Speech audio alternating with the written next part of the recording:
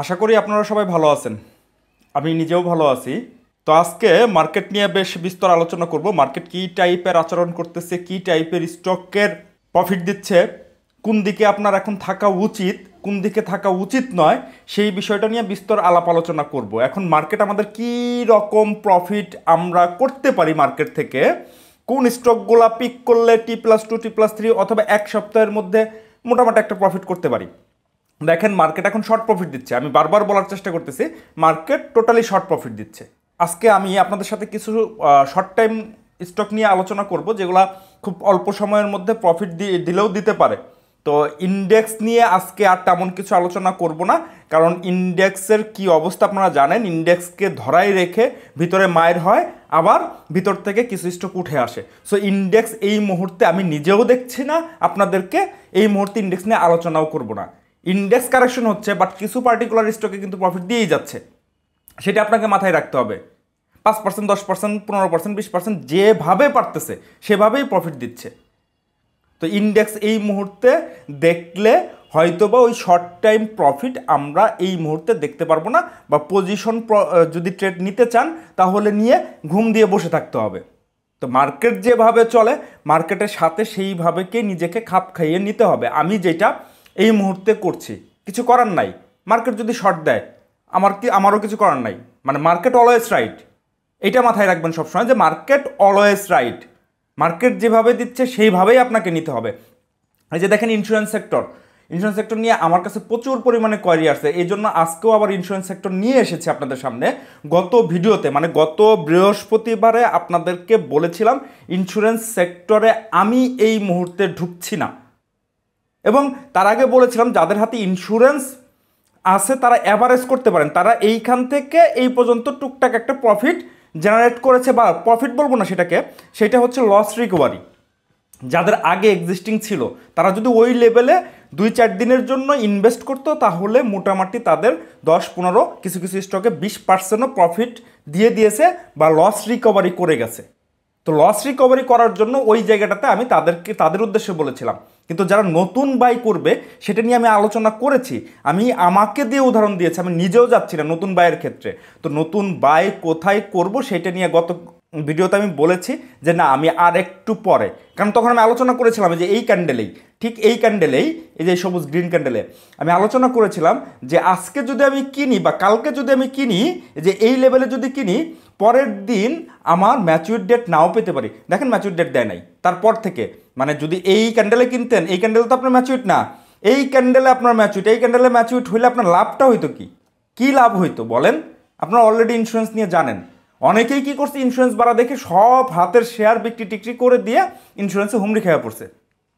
আমি এবং আমার স্টুডেন্ট এবং আমার সাথে যারা ট্রেড করেন ওনাদেরকে টোটালি আমি না করে দিছি যে ইন্স্যুরেন্সে এখনই নয়, ইন্স্যুরেন্স কেনার সময় আছে এবং সেই সময়টা আসতেছে খুব সন্নিকটে, খুবই সন্নিকটে ইন্স্যুরেন্সে এন্ট্রি নেওয়ার ক্ষেত্রে। কিন্তু তার আগে টুকটাক অন্যান্য সেক্টর থেকে বা অন্যান্য জায়গা থেকে প্রফিট 5%, 10%, 15%, 20% যাই আসুক, দেন আমরা ইন্স্যুরেন্সে যাব। এখন আবার বললেন না ভাই তাহলে ইন্স্যুরেন্সে কখন ঢুকবো আমাদেরকে জানিয়ে দেন। হ্যাঁ, আমার চার্টে আগে আসতে হবে, এখনও চার্টে আসে নাই, আসলে অবশ্যই আপনাদের সাথে শেয়ার করব, অথবা আপনারা যদি জানতে চান তাহলে আমাকে পার্সোনালি নক করতে পারেন। সেক্ষেত্রে আমি হয়তো বা আপনাদেরকে একটা আইডিয়া বা একটা গাইডলাইন দিতে পারবো যে ইন্স্যুরেন্সে কখন ঢুকবো। আমার সাথে যারা ট্রেড করেন বা আমার যারা স্টুডেন্ট আছেন তাদেরকে অলরেডি এই বিষয়ে গাইড করা হয়ে গেছে, আমাকে অলরেডি তাদেরকে করে দিয়েছি। যাই হোক, আপনাদেরকে দিব, আপনারা একটু অ্যাক্টিভ থাকবেন আমার সোশ্যাল মিডিয়াগুলোতে, আপনার ফেসবুক পেজ এবং ইউটিউব চ্যানেল এগুলোতে একটু অ্যাক্টিভ থাকবেন। হয়তো বা ভিডিও না দিতে পারলেও কমিউনিটি পোস্টের মাধ্যমে আমি আপনাদেরকে সেই বিষয়টা বোঝানোর চেষ্টা করব বা সেই বিষয়টা দেখানোর চেষ্টা করব যদি ফ্রি থাকি, যদি সেরকম আমার সময় সাপেক্ষ হয়। তো এই মুহূর্তে আমিও ইন্স্যুরেন্সে যাচ্ছি না, 2-4 দিন পরে সেটা যখন আসে, আমার বাই সিগন্যাল যখন আসবে তখন আমার চার্টের মধ্যে আগে পড়তে হবে। চার্টের মধ্যে পড়ে নাই যে কারণে আমি এইখানে এন্ট্রি নেই, কারণ মার্কেট শর্ট, আপনার বুঝতে হবে, আপনার মার্কেটের সাইকোলজিটা বুঝতে হবে। এখন আপনারা মার্কেটের সাইকোলজি না বুঝে আপনারা হুটহাট করে যেটা বাড়তেছে সেইটাই এন্ট্রি নিয়ে বসে থাকেন, যে ওইটা 5%, 10% অলরেডি বেড়ে গেছে, ওইটাতে ঝাঁপাইয়া যায় কিনেন আপনারা এই মুহূর্তে, এটাই হচ্ছে। এবং পরের দিন থেকে সেটা আবার কারেকশনে, তো এখন আপনাকে ওই 10% ধরার জন্য আগে থেকেই পজিশন নিয়ে বসে থাকতে হবে, যাতে আপনার শেয়ারটা ম্যাচিউর থাকে, মানে পাকা শেয়ারটা আপনার হাতে থাকে, কাঁচা শেয়ার থাকলে হবে না, যাতে ওই যেই দিন বাড়তেছে সেই দিনই আপনি বিক্রি করে বেরোয় আসতে পারেন। এখন এই প্রবলেমটা হয়ে গেছে, আপনি পজিশন ট্রেড নিলেও আপনাকে একটু লম্বা সময় বসে থাকতে হবে, অথবা যদি T+2 T+3 অথবা 1 সপ্তাহের জন্য আপনি ট্রেড করার চেষ্টা করেন, তাহলে আপনাকে ওইভাবেই চিন্তা করতে হবে, শেয়ারটা বাড়ার আগে আপনাকে এন্ট্রি নিয়ে বসে থাকতে হবে, আর কিচ্ছু না।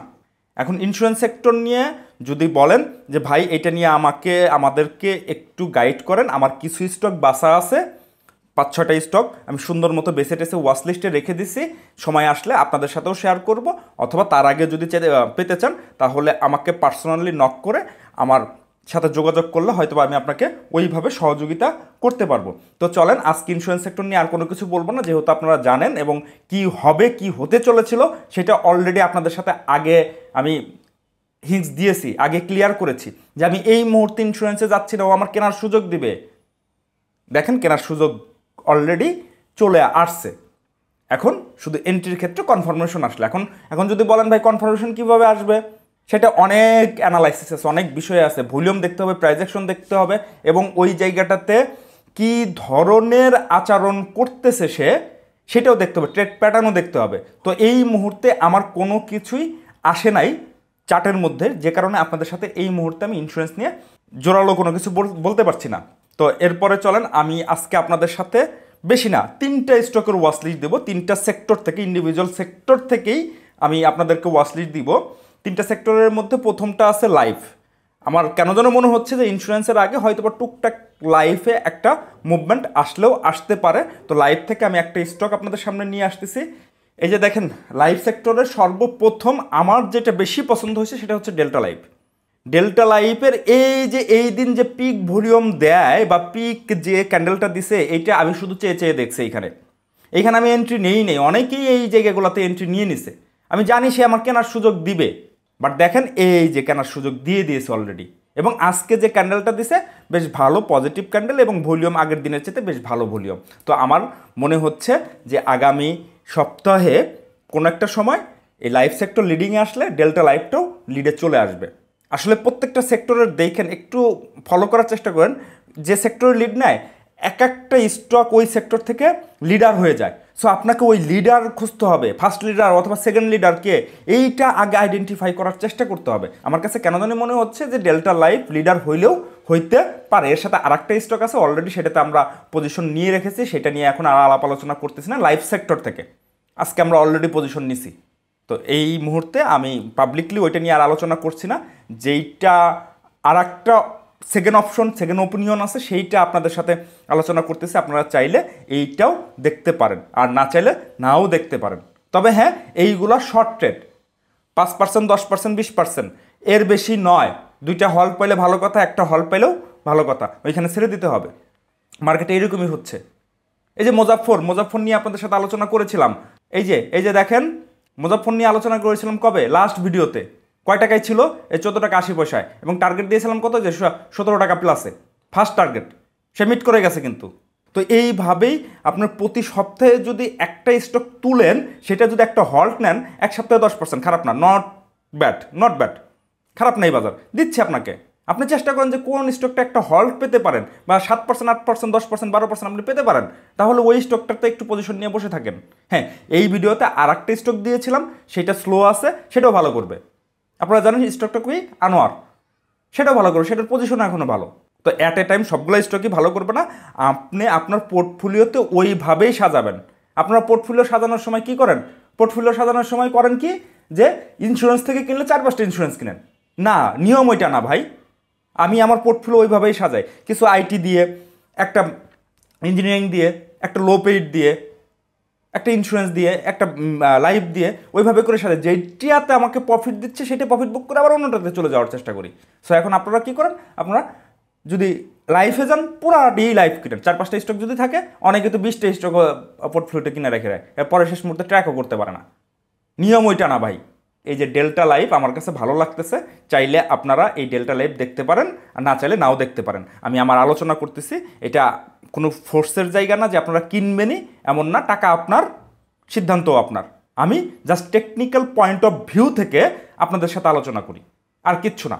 তো ডেল্টা লাইফ যদি লাইফ লিডিংয়ে আসে, ডেল্টা লাইফও ভালো একটা লিড দিলেও দিতে পারে।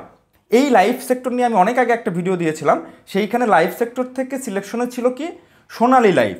সোনালী লাইফ যখন 41-42 টাকার ঘরে ছিল, তখন আমি আপনাদেরকে একটা ভিডিও দিয়ে এই সোনালী লাইফ সম্পর্কে আলোচনা করেছিলাম।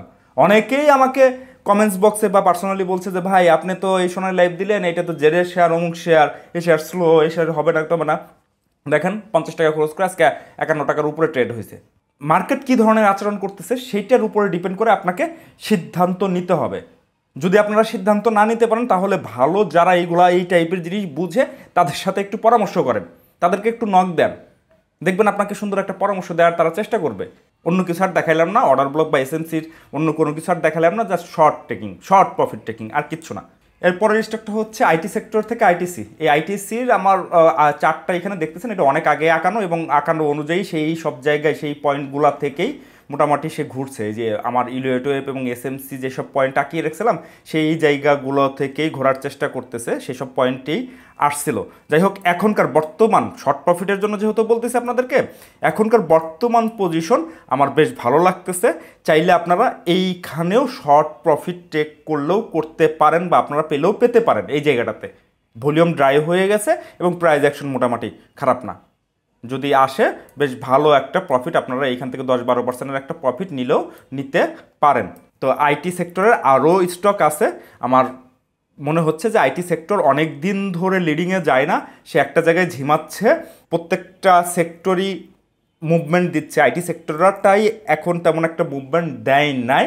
আজকে একটু মাথাচাড়া দিয়েছিল, বাট সে লিডিংয়ে আসতে পারে নাই, কিন্তু বেশ ভালো লাগতেছে, ভালো পজিশনে আছে আইটি সেক্টরটা। তো আইটির মধ্যে আরও শেয়ার আছে অনেকগুলো, অগ্নিও আছে, আইটিসিও আছে। আইটিসিটাও বেশ ভালো ফান্ডামেন্টাল শেয়ার, এটাও খুব পজিশনেবল শেয়ার, এবং অলরেডি আমরা 2টা আইটি সেক্টর থেকে পজিশন নিয়ে রেখেছি। যে যেটা পারছে, মানে একজনই 2টা কিনি নেই, একটা কিনেছি। যে যেটা 2টা নিয়ে আলাপ আলোচনা করা হয়েছে, যে যেটা পারছে সে সেটা পজিশন নিয়ে রাখছে। এই জন্য ওই 2টা নিয়ে আপনাদের সাথে আলাপ আলোচনা করতেছি না। যদি আপনারা সেগুলোও পেতে চান, তাহলে পার্সোনালি আমাকে নক দিলে আমি আশা করি আপনাদেরকে সহযোগিতা করতে পারবো। কিন্তু আইটিসিও খারাপ হবে না, আইটিসিও অগ্নি এগুলোও খারাপ হবে না। অগ্নিটা আর চার্টের মধ্যে আনলাম না, আপনাদেরকে মুখে বলে দিলাম, বাট আইটিসিটা আমার কাছে বেশ লুক্রেটিভ মনে হচ্ছে। তো এই গেল আইটিসির বিষয়। এরপরে আর একটা স্টক আছে আমার ওয়াচ লিস্টে, আপনাদের সাথে এটা নিয়ে একটু আলাপ আলোচনা করব। তার আগে আপনাদেরকে একটা বিষয় দেখিয়ে নিয়ে আসি। দেখেন, এই যে ব্যাক্স ফার্মা কবে, যে 17 ফেব্রুয়ারিতে ব্যাক্স ফার্মা নিয়ে আপনাদের সাথে আলাপ আলোচনা করেছিলাম। এই যে দেখেন অ্যাকুমুলেশন জোনে, এই যে এই জোনে কয় টাকা, এই যে 77 টাকা 80 পয়সা। 77 টাকা 80 পয়সাতে আপনাদের সাথে ব্যাক্স ফার্মা নিয়ে আলাপ আলোচনা করেছিলাম। আজকে ব্যাক্স ফার্মা কয় টাকা, প্রায় 88 টাকা থেকে ঘুরে এসেছে, 10-11 টাকার মতো একটা গেন দিয়ে দিয়েছে। এখন আপনারা যদি এই একটা শেয়ার নিয়ে পজিশন ট্রেডের জন্য শেয়ার নিলেন, সিলেকশন করলেন, সেইখানে যদি আপনারা T+2 T+3 আচরণ করার চেষ্টা করেন, তাহলে ভাই আমার কিছু করার নাই। কিছু স্টক আছে পজিশন ট্রেডিং নিতে হয়, আমি আমি আমি এটা খুব ভালো পছন্দ করি, এটাই আমাকে বেশি মানি মেক করতে সহায়তা করে। T+2 T+3 আমি সামান্য পরিমাণে করি না তা না, একেবারে বলবো না, অস্বীকার করবো না। T+2 T+3-র জন্য আমি কিছু স্টক সিলেকশন করি, কিন্তু বাট সেটাতে বছর শেষে বা মাস শেষে তেমন ভালো একটা সুফল পাই না, কিন্তু পাই, আহামরি পাই না। কিন্তু আমার যে পজিশন ট্রেডের যেটা করার চেষ্টা করি, সেইটা থেকে বেশ কম পাই আমরা হচ্ছে T+2 T+3-র ক্ষেত্রে। পজিশন ট্রেডটা বেশি প্রফিট দেয়। তো এই ব্যাক্স ফার্মাটা আমি বলেছিলাম পজিশন ট্রেড করার জন্য, পজিশন ট্রেড নেওয়ার জন্য, অথবা যাদের হাতে অলরেডি ছিল, যারা লসে ছিলেন, তাদেরকে বলেছিলাম এই রেঞ্জে অ্যাভারেজ করার জন্য। দেখেন ওর নিচে কিন্তু স্টকটা আর আসে নাই। বলেছিলাম যে এইখানে যারা আটকা আছেন, এই যে এইসব জায়গায় কিনে যারা আটকা আছেন, তারা এইখানে অ্যাভারেজ করেন। দেখেন আজকে কিন্তু তারা বেরিয়ে যেতে পারতেন যদি অ্যাভারেজ করতেন। তাহলে এখন যদি আপনার কেনা দামের আশপাশে থাকে, তাহলে কেনা দামে গেছে, আজকে আপনার প্রফিট নিয়েই বেরোইতেন যদি এখানে অ্যাভারেজ করতেন। যাই হোক, আমি আমার জিনিসটা আপনাদের সাথে শেয়ার করি, আপনারা এখন নেবেন কি নেবেন না আপনাদের বিষয়। ভাই আপনাদেরকে ভালোবাসি বিধায় আপনাদেরকে একদম ওপেনলি আপনাদেরকে সব কিছু খুলে বোঝানোর চেষ্টা করি। তো এখন আপনারা বুঝবেন কি বুঝবেন না সেটা আপনাদের বিষয়। অনেকেই আমাকে বকাবাজি করে বা অনেকেই আমাকে বাজে কমেন্টস করে, ভাই আপনি শেয়ারটা কেনাইলেন, শেয়ারটার তো মুভমেন্ট নাই, দূর আপনার অ্যানালাইসিস হয় না। এটা আবার এমন হয় যে সে শেয়ারটা আরেকটু নিচে আসতে পারে, ওটা আপনাকে প্যানিক দেয়, ওটা আপনাকে ম্যানিপুলেশন করে। আপনাকে এই প্রেশার, এই চাপটা বাজার থেকে নেওয়া শিখতে হবে। আপনি যতদিন পর্যন্ত এই চাপটা নেওয়া না জানতেছেন, না শিখতেছেন, ততদিন পর্যন্ত আপনি মানি মেক করতে পারবেন না। আপনি সারা জীবনই লস করবেন। ধরেন এই স্টকটা, এই যে ৭৭ টাকার থেকে যদি কোনো কারণে আবার এই যে এখানে আসতো ৭০ টাকার ঘরে বা ৭৫ টাকার ঘরে আসলো, ৭৭ টাকাই বলছি, ৭৫ টাকায় ঘরে আসলো, তখন আপনারা আমাকে বকা দিবেন ভাই এই স্টকটা কিনেছেন বা এই স্টকটা আপনি বলেছেন স্টকটা কিনে তো আমি লস করছি। অনেক সময় আসবে, আসবে না তা না, আমি কিন্তু সেটা সেটা অস্বীকার করবো না, আসবে, অনেক সময় আসে, অনেক সময় আনে, ওটা ম্যানিপুলেশন প্রসেস বলে, এসএল হান্টিংয়ের কথা বলে। তো আপনাকে এসএল হান্টিং, ম্যানিপুলেশন অথবা লিকুইডিটি কী জিনিস সেটা যদি আপনারা না বুঝেন, তাহলে ভাই এই বাজারে আপনার দ্বারা ব্যবসা হবে না। হবে না মানে হবে না। আপনাকে ব্যবসা করতে হইলে এই বিষয়গুলো জানতে হবে, ইনডেপলি জানতে হবে। আপনি বাজারে কী নিয়ে ব্যবসা করতে আসছেন, এই নলেজগুলো আপনাকে অ্যাকোয়ার করতে হবে। আপনারা যদি অ্যাকোয়ার না করতে পারেন তাহলে সারা জীবনই ওই স্মার্ট মানিদের হাতে মুরগি হবেন, সারা জীবনই হবেন। তো ওদের সাইকোলজি কি আর আপনার সাইকোলজি কি, এই দুইটাকে আগে মিট করাইতে হবে, ম্যাচ করাইতে হবে, তাহলেই বাজার থেকে মানি মেক করতে পারেন। ভাই আমি কি জ্যোতিষ? এই যে দেখেন ব্যাক্স ফার্মা এখানে ৭৭ টাকা লেভেলে ছিল, আমি বলেছিলাম আমি কি জ্যোতিষ? আমি জ্যোতিষ না যে এই স্টকটা এখান থেকেই ঘোরার চেষ্টা করতেছে। আমি অ্যানালিস্ট, আমি অ্যানালাইসিস করি, অ্যানালাইসিস করে দেখি কোন জায়গাটাতে পয়েন্ট আছে, ট্রিগার পয়েন্ট আছে, কোন জায়গাটাতে আমার পয়েন্ট আউট করলে সেইখান থেকে স্টকটা ঘুরতে পারে। পরেরটা হচ্ছে ফাইন্যান্স সেক্টর থেকে। যদিও ফাইন্যান্স সেক্টর লিড দিচ্ছে, আমাদের হাতে দুইটা অলরেডি ফাইন্যান্সের ভালো আছে এবং আজকে একটা যেটা লিড দিচ্ছে সেটাও আমাদের হাতে আছে। আর কিছু বললাম না, অনেক আগেই মানে মোটামুটি গত সপ্তাহে আমরা পজিশন নিয়ে রেখেছিলাম এই শর্টের জন্য। তো এখনও ভালো আছে ফাইন্যান্স সেক্টর, কিন্তু কালকে পর্যন্ত ভালো। কালকে যদি আপনারা কিনেন পরশু দিন ম্যাচুইট হবে না, তারপরে ম্যাচুইট।